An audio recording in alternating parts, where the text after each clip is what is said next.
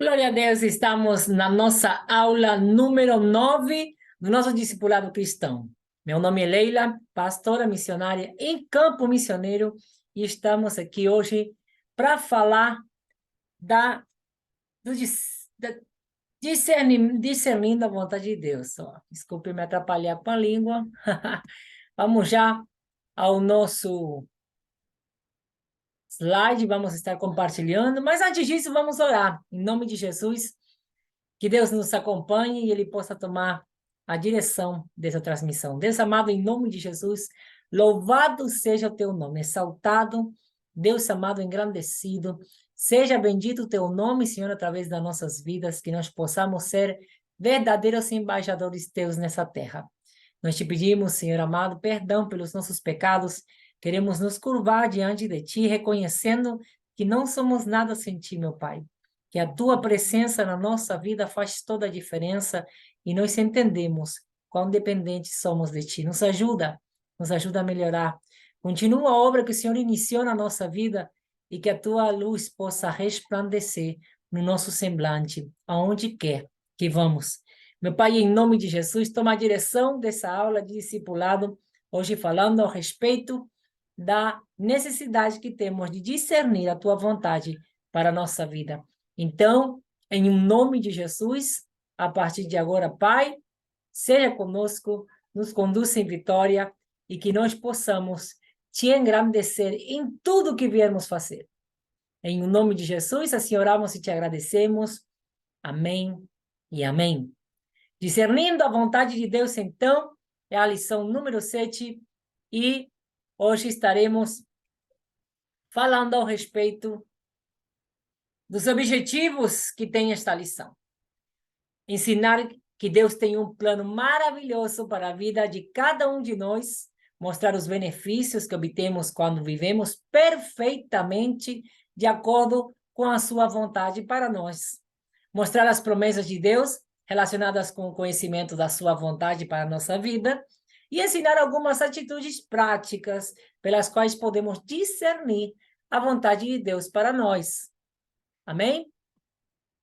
Vamos, então, fazer uma pequena revisão da aula anterior, aula número 8, que fala a respeito das tentações. Examinar a caderneta de anotações devocionais é fundamental. Que ela exista, que você a utilize e que você possa estar fazendo uma revisão naquilo que você já registrou nessa caderneta, caderno, quaderno, como você quiser chamar, diário, né, de devocional, mas que exista e que você possa fazer bom uso dele. Vai fazer toda a diferença na tua vida, na tua caminhada com Jesus. Examinar o caderno em que anotamos os vários tipos de livramentos bíblicos para a tentação.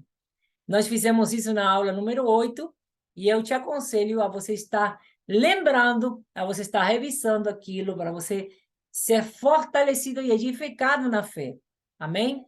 Recapitular a lição anterior, fazendo as seguintes perguntas. Presta muita atenção. O que é tentação?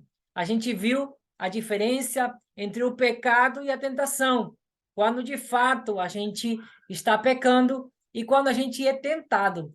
A diferença, e se você não viu, não assistiu essa aula, aula número 8, dá uma pausa na aula número 9 e vai assistir a aula número 8, falando sobre as tentações.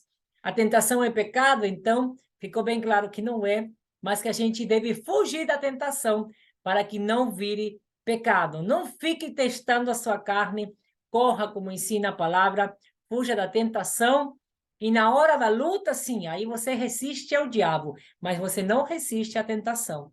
Da tentação nós precisamos fugir. Quais são as fontes de tentação? A gente falou ao respeito do espírito mau, né?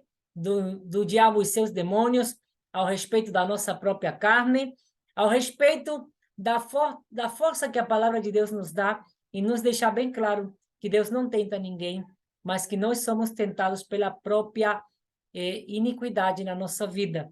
Então, nós precisamos lutar até vencer, até que Deus se faça forte na nossa fraqueza. Então, fique bem ligado. Se você não assistiu a aula número 8, dá uma pausa e vai assistir para você ficar muito bem esperto com respeito a este assunto.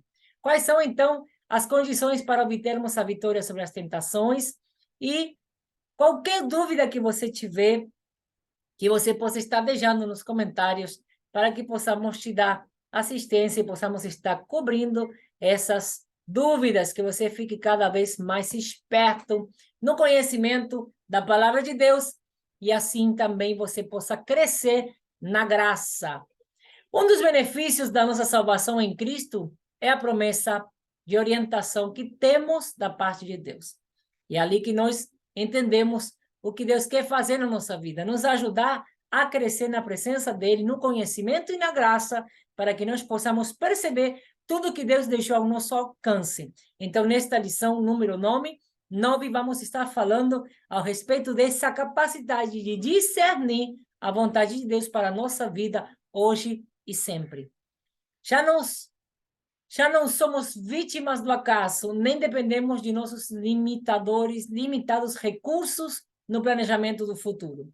Agora podemos ter certeza de que há possibilidade de termos uma vida abundante, com um propósito certo, se permanecemos no centro da vontade de Deus. O objetivo desta lição, então, é ajudar ao crente a dirigir sua vida de acordo com a vontade de Deus para ele. O plano geral de Deus para a nossa vida está registrado em Jeremias 29, versículo 11. E diz assim: Eu que sei que pensamentos tenho de vós, diz o Senhor, pensamentos de paz e não de mal, para que experimenteis qual seja a boa, agradável e perfeita vontade de Deus. Quando a gente começa a lutar, se encher da palavra, lutar contra o pecado, a fazer o nosso esforço para fazer a nossa parte, aí então Deus vem com a transformação que só Ele pode fazer na nossa vida. E então entendemos, porque experimentamos que a vontade de Deus ela é perfeita. Quando eu leio essa passagem, eu leio essa primeira parte do estudo, eu me lembro que numa certa parte da minha caminhada com Cristo, depois de ter passado muitos anos sem experimentar a tristeza com respeito ao vazio que existia dentro de mim, causado pela falta da presença de Deus, eu passei muitos anos nadando no primeiro amor, desfrutando do amor de Deus, sem experimentar tristezas que vinham de mim, né? Eu ficava triste quando via alguém sofrer e não ter a possibilidade de ter o amor de Deus na vida da pessoa. Mas por mim mesma eu nunca mais tive tristezas. Numa certa fase da minha caminhada, eu comecei a enfrentar lutas bem maiores, decepções muito fortes, perseguições muito cruéis, e elas persistiram durante um certo tempo. Então chegou um ponto em que a tristeza voltou a entrar no meu coração. E agora o que saía da minha boca era aquilo que estava no meu coração. Então, quando eu falava da minha tristeza, falava das minhas derrotas, falava da perseguição, falava da dor que eu estava experimentando. E me lembro que o Senhor usou uma das minhas líderes, que na ocasião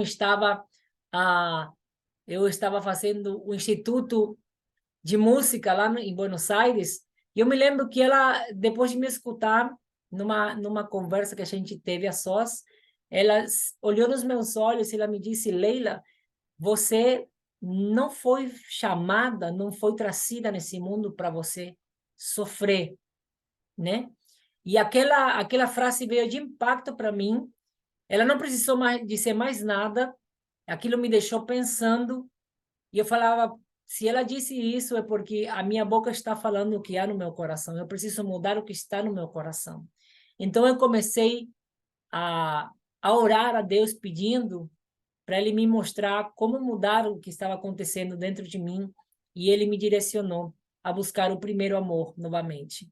Quando eu comecei nessa empreitada de poder estar buscando o primeiro amor de Deus para mim, Ele começou a me mostrar que era necessário que eu voltasse às primeiras obras. E ali, hoje, anos depois, ele deixou bem claro naquela época que a vida de abundância que Ele nos prometeu era boa, Era a vida boa que ele nos prometeu. Que os sofrimentos a gente passaria, mas eles passariam. E se nós nos focarmos em todo o tempo, no momento da bonança e no momento da dor, na presença de Deus, os momentos ruins, dolorosos de sofrimento, eles iam só passar. E eles iriam deixar cada um deles uma lição, nós iríamos crescer. Mas eles não foram feitos para que a gente permaneça neles. O abundante que Deus promete é a vida boa.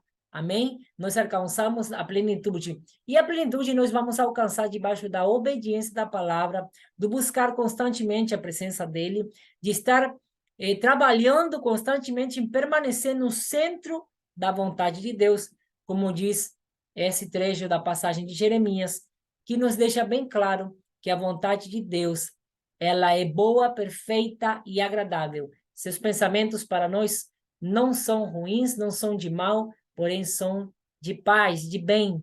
Amém? O desafio, então, sermos inconformados. E não vos conformeis com este século, mas transformai-vos pela renovação da vossa mente, para que experimenteis qual seja a boa, agradável e perfeita vontade de Deus. A realidade é que, se a gente não experimentar, a gente não vai saber quão boa e agradável e perfeita é a vontade de Deus. Nós precisamos experimentar. Mesmo que a gente entenda que aquilo que Deus está me pedindo, o pior que eu podia fazer, é quando a gente obedece e experimenta a manifestação de Deus na nossa vida, a gente ali, só ali, percebe que ela é realmente boa, agradável, perfeita e realmente ela se torna para nós o centro da vontade de Deus. Estes versículos é um belíssimo quadro da vontade de Deus para a vida de cada crente. Seu plano para a nossa vida nunca é para o mal, mas sim para o nosso bem. Temos a esperança de um maravilhoso futuro, como filhos de Deus, tanto na nossa vida presente como na eternidade. A vontade de Deus para a nossa vida, como está revelada em Romanos 12:2, apresenta 3 elementos básicos que nós vamos ver a seguir. Primeiro, é um bom plano. Isso repete Jeremias 29:11. A gente acabou de ler. E se acha em harmonia com o versículo de Romanos. Segundo, é um plano que é sempre e será sempre agradável para nós em todos os aspectos. Que maravilha essa promessa de realização na vida este texto nos dá. Nós precisamos realmente pegar essa palavra para nós e acreditar, porque a nossa fé é uma decisão. Eu decido acreditar na palavra de Deus e eu passo a vivenciá-la. Terceiro, é um plano perfeito. O plano de Deus para a nossa vida é um plano totalmente perfeito, para que se alcance o máximo de produtividade e realização pessoal. Qualquer outro plano é inferior a esse. Quer dizer, os teus planos, os meus planos, os planos de qualquer um, são inferiores aos planos de Deus. Então, por mais maravilhosa que possa ser a proposta que te oferecem, ou que você mesmo projeta para a sua vida, nunca será do tamanho da perfeição e da vontade de Deus. Ele não diz respeito apenas à nossa carreira, mas a todos os aspectos da nossa vida. Você consegue entender? De repente, você faz um plano, um projeto com respeito à tua área financeira. Ah, eu vou montar um negócio assim, assim, assado, para eu multiplicar os meus bens, esse negócio vai dar certo, aí você projeta todos os detalhes, mas você só está visando o plano ou a área financeira. Quando Deus fala da vontade dele, boa, perfeita e agradável, ela diz respeito a todas as áreas da tua vida. Será que você já identificou quais são todas as áreas da tua vida? Nós vamos estar falando a respeito disso um pouquinho mais na frente. É indispensável que cada crente descubra o plano que Deus tem para a sua vida, logo no começo da sua conversão. Mas, de repente, você já tem 10 anos na fé e até hoje você não descobriu o propósito de Deus para ti. É hora de você pagar o preço, de se consagrar, de buscar, de começar uma campanha de oração específica, até que Deus te revele de forma clara, que você possa compreender qual é a vontade de Deus para a tua vida, sabendo que ela é boa, perfeita e agradável. Talvez você já sabe qual é a vontade de Deus, mas até hoje você não tem conseguido se posicionar para você realizar, para você deixar fluir a vontade de Deus na tua vida. Simplesmente porque não conseguiu obedecer ao teu chamado, porque Deus te chamou, mas você não deu o passo que cabia a você dar. Não perca mais tempo. Não vale a pena viver fora do centro da vontade de Deus, porque realmente ela é boa, perfeita e agradável. E quando você não assume o teu lugar dentro dessa vontade, você simplesmente passará a sobreviver espiritualmente, não alcançará a plenitude. Isso vai te privar de você alcançar algumas promessas que Deus já soltou nos ares para que você tome posse. Através do sacrifício de Jesus, nós temos acesso às promessas do Senhor. Mas tem coisas que concernem ao nosso chamado, promessas que têm a ver ou se relacionam diretamente com o nosso chamado. Então, quando você não assume o teu chamado, você perde de alcançar a plenitude na presença de Deus. Não faça isso com você. Olha as promessas. A Bíblia contém várias promessas relacionadas ao discernimento da vontade de Deus.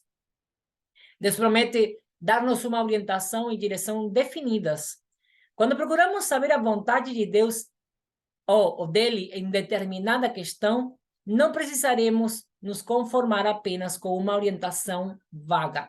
Os versos seguintes revelam esta verdade claramente. E eu vou abrir Salmos 24, que é um dos primeiros versículos que estão no nosso estudo. Você tenha um pouquinho de paciência. Salmos 24, versículo 9 e 10, que diz assim. Deixa eu colocar a versão em português, que eu tinha minha Bíblia aqui em espanhol. Versículos 9 e 10. Levantai, ó portas, as vossas cabeças. Levantai-vos, ó portais eternos, para que entre o Rei da Glória. Quem é esse Rei da Glória? O Senhor dos 6 exércitos é o Rei da Glória. O Isaías, versículo 30. Vamos lá para Isaías. Isaías, capítulo 30, perdão. Versículo 20 ao 21, diz assim: Embora o Senhor vos dê pão de angústia e água de aflição, contudo, não se esconderão mais os seus mestres. Os teus olhos verão os seus mestres, quando te desviares para a direita e quando te desviares para a esquerda, os teus ouvidos ouvirão atrás de ti uma palavra dizendo: Este é o caminho, andar por ele. Então, ele está falando ao respeito da manifestação da vontade dele para a tua vida. Amém? Mesmo quando a gente está tropeçando, ou a gente talvez se saiu do rumo que ele queria nos levar, ele nos garante o cuidado, o acompanhamento do Espírito dele e a ajuda do céu para que nós possamos estar nos realinhando com respeito à vontade dele. Então, Deus promete dar-nos uma orientação e direção definidas. Creia nisso. Creia que Deus não vai te deixar confundido, que ele é o primeiro interessado em que você vá subir no céu, morar com ele, senão ele não tinha jamais mandado Jesus morrer no teu lugar, no meu lugar. Deus prometeu dar-nos sabedoria para que possamos discernir sua vontade. Ele não está tentando esconder seus desígnios de nós. Pelo contrário, ele está querendo revelá-los a nós.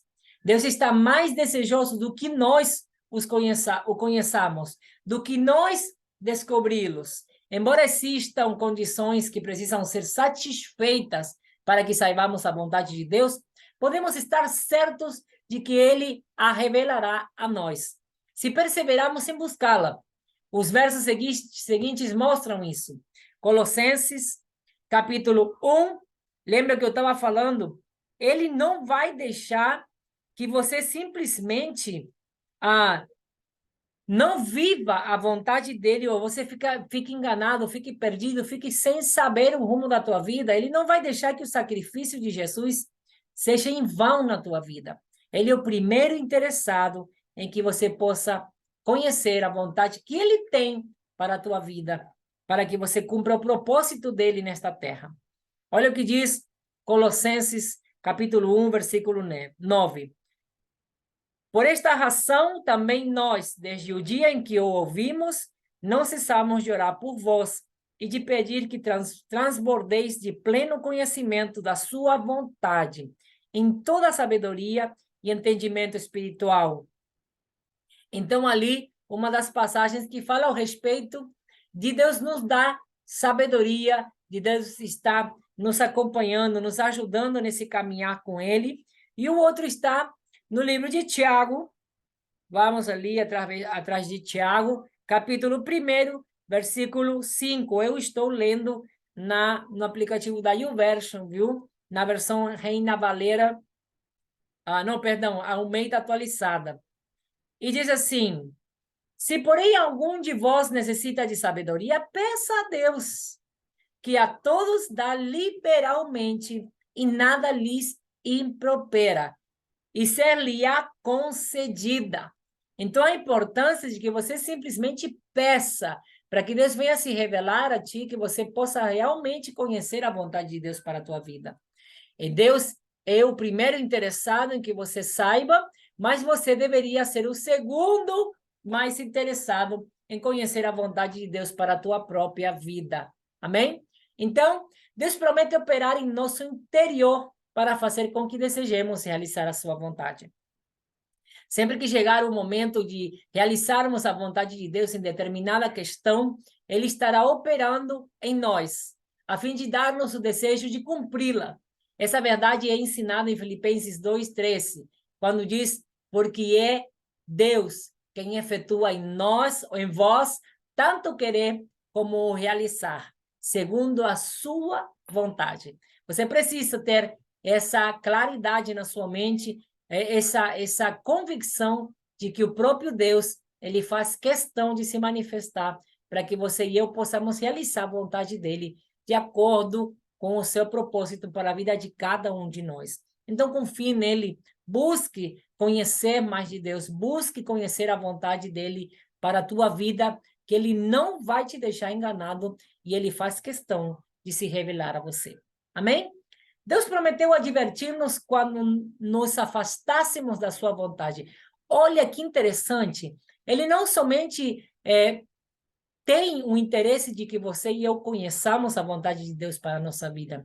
Ele cuida com que a gente permaneça nela, e quando a gente, às vezes por ignorância, às vezes pelas lutas da vida, às vezes por distrair-nos, sermos distraídos com as ciladas do inimigo, ele faz questão de nos atrair de volta para o rumo ao qual ele nos chamou, para que nós possamos cumprir o propósito dele nessa terra. Ele nos deu um recurso que atua como uma salvaguarda. É a paz de Deus em nosso coração. Quando perdemos a paz, precisamos parar e procurar descobrir se estamos errando no que diz respeito à vontade de Deus.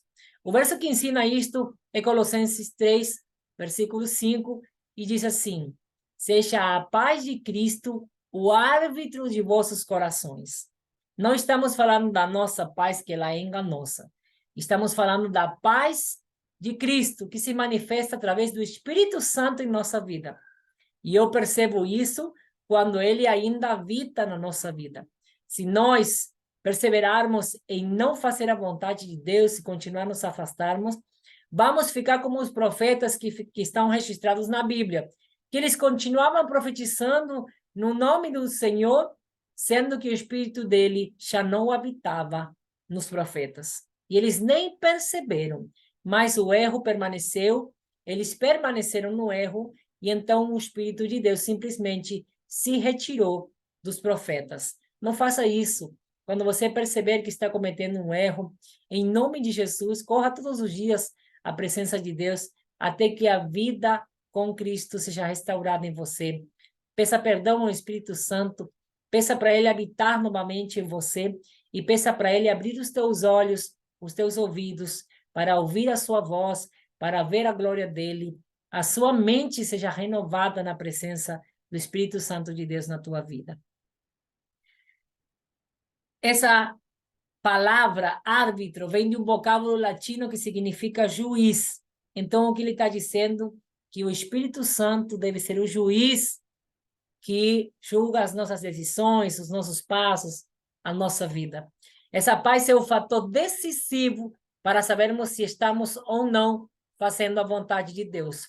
Então, passos para se saber a vontade de Deus, porque nós só conhecemos as promessas ao respeito, a vontade que Ele tem de que nós conheçamos, a vontade que Ele tem específica em cada propósito que Ele tem para a nossa vida. Agora, como a gente faz para descobrir? Eu ainda não sei. Eu ainda não descobri o propósito de Deus para a minha vida. Eu ainda não sei qual é a vontade, porque tem vontades de Deus que são temporais na minha vida e tem vontade de Deus que são constantes, são eternas. Por exemplo, a vontade dele nos salvar, a vontade dele nos encher com o Espírito dele. Essa vontade, ela é permanente. Agora, tem vontades de Deus que são temporais. Por exemplo, a questão de, no meu caso, que eu sou pastora missioneira, ele tinha a vontade dele me enviar para a Argentina com o objetivo de pregar o evangelho, fazer discípulos e implantar uma igreja. E assim o fizemos. Eu não sabia que o tempo estava se aproximando quando ele se manifestou. E ele disse para arrumar as minhas malas, para partir para a próxima missão, que o tempo na Argentina tinha se cumprido. Olha como ele é específico. Essa era uma vontade temporal. Se eu ficasse na Argentina, após ele ter se manifestado, eu estaria saindo do centro da vontade de Deus. Estaria fazendo a vontade de Deus, que é cumprir o ID do Senhor, que está pregando o evangelho, mas eu estaria saindo do centro da vontade de Deus para a minha vida, porque o tempo lá na Argentina tinha se cumprido e agora eu precisava voltar para o Brasil. Amém? Então, você e eu precisamos ter comunhão constante com o Senhor, conhecer e continuar crescendo na graça e no conhecimento. Existem algumas coisas que o crente precisa saber para saber a vontade de Deus em determinada situação. Veja, então, as principais.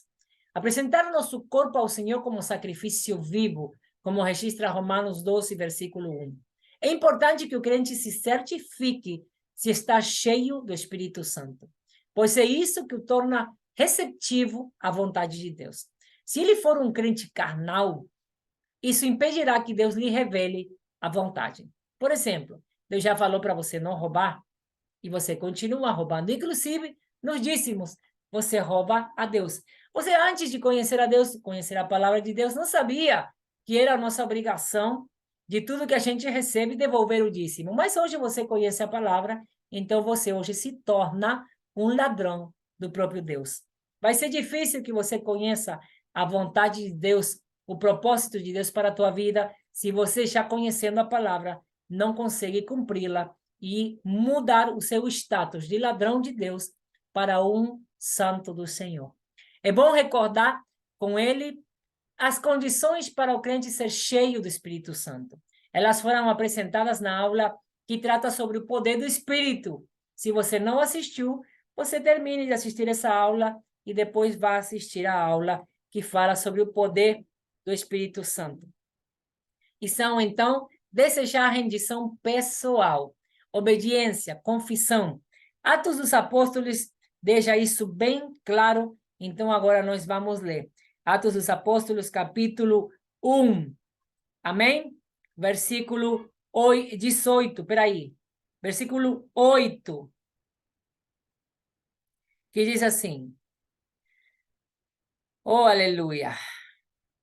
Mas recebereis poder ao descer sobre vós o Espírito Santo, e sereis minhas testemunhas, diz o Senhor, tanto em Jerusalém como em toda a Judeia e Samaria e até os confins da terra. E então, assim também, Efésios capítulo 5, nos deixa também bem claro, no versículo 18, dizendo desta maneira: E não vos embriagueis com vinho, no qual há dissolução, mas enchei-vos do Espírito. Mas enchei-vos do Espírito. Essa é uma das vontades de Deus para a sua vida e para a minha vida. Então, nós precisamos ser responsáveis com respeito ao caminhar na presença de Deus e buscar ser cheios. Peça isso a Deus. Estude a palavra e passe tempo de oração na presença dele, para que essa condição de ser cheio aconteça na tua vida logo, logo, logo. Estudar a palavra de Deus, então, é fundamental, como eu acabei de dizer. Grande parte do que Deus deseja de nós, no que diz respeito a atos e atitudes, já nos foi revelado na sua palavra. E é de importância vital obter um bom conhecimento das verdades básicas da palavra de Deus, pois ele nunca dá uma orientação que esteja em conflito com ela. Os versos seguintes indicam o papel das Escrituras no discernimento da vontade de Deus, como explica Josué, capítulo 1, versículo 8, que nós vamos estar lendo agora. E eu vou até te dar um exemplo desse ensino agora, ok? Não cesses de falar deste livro da lei. Antes, medita nele de dia e de noite, para que tenhas cuidado de fazer segundo tudo quanto nele está escrito. Então farás prosperar o teu caminho e serás bem-sucedido. Eu me lembro de ter a experiência de ter conhecido um suposto missionário que ele não tinha comunhão com a igreja nenhuma. Ele andava só, dizia ser da nossa igreja, mas ele não vinha nos cultos, ele não servia na nossa igreja, ele não participava do evangelismo que a gente organizava, ele não estava submetido a autoridade nenhuma nessa terra. Mas ele estava convicto que ele estava realizando a vontade de Deus e que o chamado na vida dele era daquele jeito. Eu me sentei para conversar com ele, após passar um tempo em oração, buscando de Deus como ajudar esse meu irmão que estava perdido, entendendo que o que ele estava fazendo era a vontade de Deus. Então, eu tentei passar algumas passagens onde mostra que realmente nem Jesus andou só nessa terra. Ele tinha momentos de solidão para buscar a presença de Deus, para passar tempo em oração a sós com o Senhor, mas ele constantemente estava rodeado dos irmãos, dos seus discípulos, das multidões. Ele ia fazer a obra sempre em companhia dos seus discípulos e, como mestre, ensinou a fazer a obra do jeito que ele queria que fosse feita nessa terra. De fato, quando mandou os discípulos, ele os mandou de 2 em 2, para que se um caísse, o outro o ajudasse a levantar. Então, você e eu precisamos conhecer a palavra. Eu fui mais fundo ainda, eu disse, olha, se você vê no Antigo Testamento, você vai ver que realmente os profetas aparentemente andavam sós. Mas se você estudar a palavra direito, vai ver que os profetas andavam sempre acompanhados dos seus discípulos. Era dessa forma que Deus ensinava aos novos profetas a ser filhos dele, servos dele, e a anunciar, ser embaixadores deles nessa terra. Não andamos sós, o Senhor não nos chamou para andar sós, o Senhor nos fez como seres sociáveis, e ele ainda fala, quando Paulo exorta ao respeito o próprio Jesus nos ensina que se a gente não se submeter à vontade humana, se a gente não reconhecer a autoridade humana, a gente também não saberá responder ou se submeter à autoridade de Deus, daquele Deus que não vemos, né? Então, você andar só por aí, sem ter comunhão com a igreja do Senhor, de fato, ele aclara isso muito bem quando fala do arrebatamento da igreja, que ele vem buscar a igreja, e a igreja não são templos isolados. Você, como pessoa, é um templo do Espírito Santo se o Espírito Santo habitar em você. Mas você sozinho não é igreja. A igreja é o conjunto dos irmãos que se reúnem para crescer na graça e no conhecimento, para estar em comunhão, para se reunir, para adorar ao nosso Deus juntos. Amém? Então, ali é que habita o Espírito de Deus no meio dos irmãos. E é esse conjunto de pessoas que estão em comunhão que Jesus vai vir buscar e vai arrebatar para celebrar as bodas do Cordeiro. Ele não vai vir buscar templos isolados. Estude a palavra de Deus para que você possa ser liberto de toda a estrutura contrária. Saiba que o Satanás, ele usa a própria palavra para enganar aqueles que já estão na fé. Então, sejamos vigilantes e permaneçamos em constante oração, crescendo na palavra de Deus, para que não sejamos enganados, se por acaso isso for possível. Amém? Obedecer a orientação que já nos foi revelada. É importante que o crente obedeça a todas as determinações dadas pelo Senhor. Não se faz a obra de Deus conforme o nosso querer, porém conforme a vontade de Deus, conforme Ele assim entende. Isso é necessário por duas razões. Primeiro, nossa obediência é uma prova de que desejamos compreender e obedecer a toda a vontade de Deus. Devemos contentar-nos com as revelações que temos, quanto ainda estamos no começo delas. Ele somente nos revela aquilo a que podemos corresponder. Então, tem coisas que ele vai te revelar agora e tem coisas que ele vai deixar para revelar a você mais na frente, quando você estiver mais maduro na fé, quando a tua mente tenha recebido alguma transformação para que você possa receber esse entendimento. Então, cada vez que for orar, cada vez que você for estudar a palavra, você peça ao Espírito Santo te dar o entendimento dos céus. Amém? Para sabermos mais da vontade de Deus, será preciso que lhe obedeçamos. A obediência é uma chave que faz virar a nossa mente para que ela receba o entendimento do céu.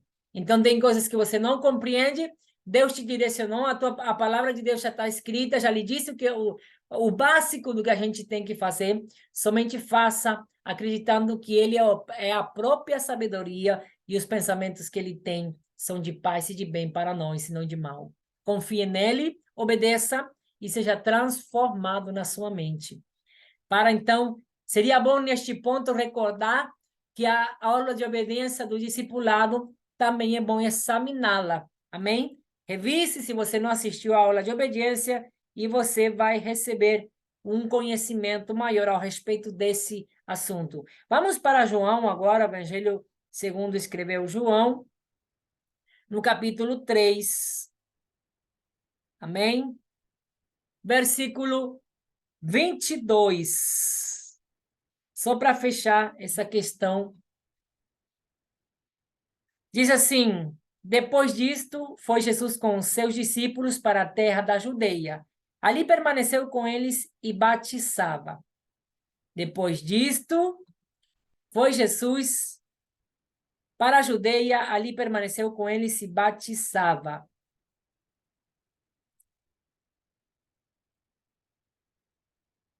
Para sabermos mais da vontade de Deus, será preciso, então, obedecer. E ali ele fala um trecho da passagem de quando João simplesmente foi batizar. E ele começa a batizar e aparece Jesus. Olha, ora, entre os discípulos de João e um judeu suscitou-se uma contenda com respeito à purificação. E foram ter com João e lhe disseram: Mestre, aquele que estava contigo além do Jordão, do qual tens dado testemunho, está batizando, e todos lhe saem ao encontro. Respondeu João: o homem não pode receber coisa alguma se do céu não lhe for dada. Vós mesmos sois testemunhas de que vos disse: eu não sou o Cristo, mas fui enviado como seu precursor. O que tem a noiva é o noivo, e o amigo do noivo que está presente e o ouve, muito se regozija por causa da voz do noivo, pois esta alegria já se cumpriu em mim. Convém que ele cresça e que eu diminua. João sabia exatamente qual era o propósito na vida dele, e ele percebeu quando se estava cumprindo o propósito dele. Então, mesmo que as pessoas viessem falar, tentar fazer a cabeça de João, João estava firme na rocha, ele estava bem entendido ao respeito do propósito dele, e ele foi obediente até o final, até a morte. Amém? Então, é esse o nosso entendimento, o entendimento que você e eu precisamos ter para poder sermos obedientes com respeito ao propósito de Deus na nossa vida. Aconselhar-nos com crentes mais maduros. Vocês viram agora a passagem de João, como ele estava recebendo o conselho dos próprios discípulos dele, né? Então, não faça isso. busque conselhos sempre com pessoas mais maduras. Os conselhos daqueles que são mais novos na fé podem vir com a confusão da carne, com essa imaturidade, com esse não entender a vontade de Deus ainda, não está sendo fortes no conhecimento da palavra e na graça, na presença de Deus. Então, sempre procure, identifique pessoas sábias ao teu redor, teus mestres, teus líderes, e busque conselhos sempre com aqueles que você percebe que receberam os dons do Espírito, que receberam sabedoria e que já têm maturidade, conhecimento da palavra para poder te aconselhar. Quando procurarmos saber a vontade de Deus em certas questões, é bom consultar crentes mais maduros, que nos conheçam. Não tenha temor de consultar aqueles que já te conhecem. Tem pessoas que se afastam da liderança pensando que vão falar da carne porque já conhecem você.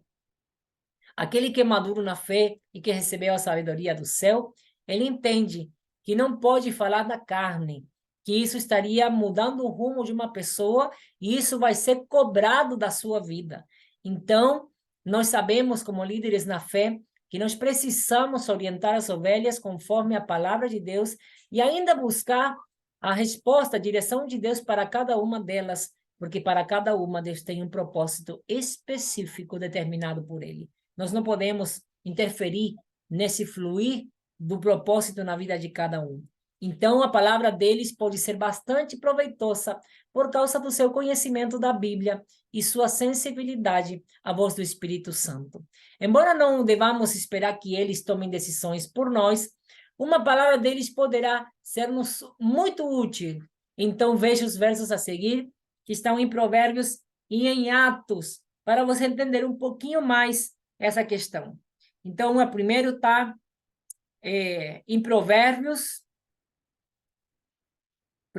capítulo 11, versículo 14. Amém? E diz assim: não havendo sábia direção, cai o povo, mas na multidão de conselheiros há segurança.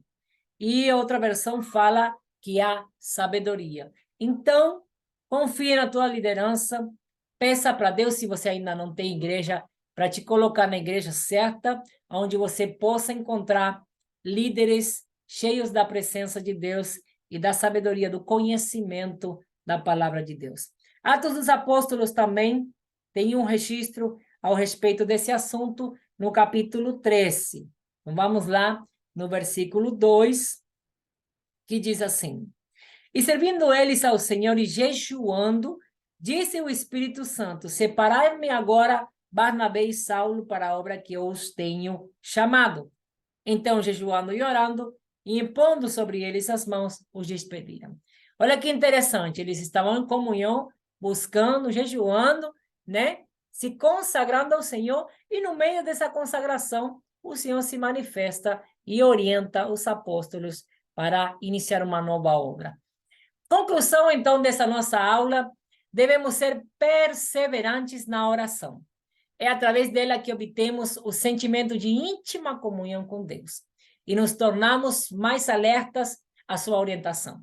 A oração é o meio pelo qual tiramos os fardos de nossos ombros e os colocamos nas mãos do Senhor. Quando oramos, Deus nos revela muitas coisas. Contudo, temos que ser pacientes e esperar que Ele nos mostre sua vontade de acordo com o tempo por Ele determinado. Será bom rever rapidamente a aula que trata da vida de oração. Ali você vai ter um esquema de como fazer uma oração eficaz e para que você possa adquirir essa estratégia para a tua vida de oração.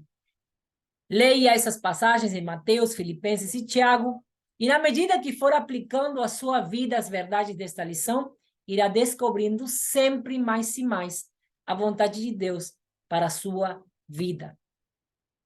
Então, e enquanto eu não sei qual é a vontade de Deus para a minha vida, precisamos entender que agir pela fé é fazer o que sentir que Deus está lhe ordenando e determinando. É determinante. Precisamos entender que agir pela fé é fazer o que sentir que Deus está lhe ordenando é determinante. Agir pela fé e fazer o que você está sentindo que Deus está lhe mostrando. Agir pela fé e fazer o que Deus está lhe mostrando. O que você percebe que o Espírito de Deus começa a manifestar através da própria palavra. Através de uma pregação, quando você vai na tua igreja e o pastor é usado através do Espírito Santo para te orientar. Não devemos ficar esperando até que tenhamos certeza e paz, pois é no exercício da fé que tais coisas se formam no nosso coração. Se depois de haver agido pela fé não conseguir obter a paz, ou se uma porta se fechar na sua frente, então deve apenas retroceder um pouquinho e buscar novamente a orientação divina. Seja perseverante. Lembremos de que é muito mais fácil guiar um carro em movimento do que um carro parado. Então, não fique parado. Sempre haverá algo na tua vida espiritual que você deva fazer, deva colocar em ação. Não fique parado. Se disponibiliza para servir na tua igreja. Nem que se, mas eu não sei pregar. Não, você não precisa começar pregando. Eu não comecei pregando. Eu comecei ajudando a lavar os banheiros da igreja. Sempre haverá um serviço simples que te ajude a você se engajar na obra de Deus e que você possa realizar sem nenhum problema. O mesmo acontece na vida cristã. Assim como a gente deu o exemplo do carro, é assim que acontece na nossa vida espiritual. Não fique parado e deixa Deus guiar a tua vida num passo a passo para que você possa caminhar de glória em glória e de vitória em vitória. Oremos então, querido Senhor, hoje desejamos descobrir a tua vontade para a nossa vida. Nos mostra ela, se revela, meu Deus. Nos ajuda a observar neste conteúdo para colocar em prática teus ensinos e que possamos crescer no discernimento e no conhecimento da tua vontade a cada dia, em cada face da nossa caminhada contigo. Em nome de Jesus, oramos e já te agradecemos, na certeza de que o Senhor está nos ouvindo, nos guiando e que há de se revelar a nós, a cada um de nós. Em nome de Jesus, amém e amém. Que Deus te abençoe e que a gente possa se ver na próxima aula. Continuamos com o nosso discipulado, faltam pouquinhas aulas para concluir e depois estaremos compartilhando o nosso treinamento de obreiros. Que Deus te abençoe, te guarde, te livre de todo mal e que você seja bem-sucedido e possa discernir em breve, rapidamente, a vontade de Deus para a tua vida. Deus te abençoe.